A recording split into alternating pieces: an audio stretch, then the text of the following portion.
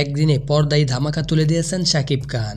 নতুন রূপে নায়ককে ২৪ ঘন্টায় দেখা হয়েছে ১ কোটি বার। ভাবা যায়, গুণী নির্মাতা রায়হান রাফি যেন নতুন কিছু তুলে ধরছেন এই সিনেমায়। সেই অপেক্ষাতেই মুখিয়ে রয়েছেন দর্শক ভক্তরা।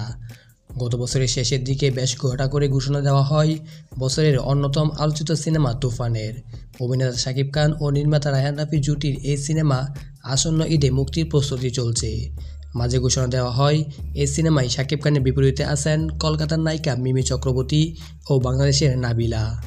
মঙ্গলবার ৭ মে বিকেল ৫টা ১৫ মিনিটে প্রকাশ পায় ১ মিনিট ২২ সেকেন্ডের টিজারে দেখা যাচ্ছে পুরো সিনেমাই অ্যাকশন আর রহস্য ভরা।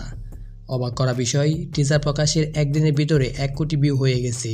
বিষয়টি জানিয়েছেন সিনেমাটির নির্মাতা রায়হান রাফি। রায়হান রাফি ফেসবুকে লিখেছেন, তুফানি ঝড় চলছে চলবে, ২৪ ঘন্টায় ১ কোটি ভিউ, ধন্যবাদ সবাইকে। মুক্তি প্রতিকৃত এই সিনেমায় কেন্দ্রীয় চরিত্রে অভিনয় করেছেন ঢালিউড সুপারস্টার শাকিব খান। শাকিব খানের বিপরীতে আছেন কলকাতার নায়িকা মিমি চক্রবর্তী ও বাংলাদেশের মাসুমা রহমান নাবিলা। গুরুত্বপূর্ণ চরিত্রে দেখা গেছে দুই বাংলার জনপ্রিয় অভিনেতা চঞ্চল চৌধুরীকেও। এই সিনেমায় আরও থাকছেন শহীদুজ্জামান সেলিম, ফজলুর রহমান সহ অনেকেই। তুফান সিনেমাটি প্রযোজনা করেছে SBF বাংলাদেশ, আলফা আই ও চরকি। সিনেমাটি আসন্ন কুরবানি ঈদে আনন্দ আরও বাড়িয়ে দেবে বলে মনে করছেন ভক্তরা। তো বন্ধুরা, শাকিব খানের তুফান সিনেমাটি কেমন হতে পারে অবশ্যই কমেন্ট করেন।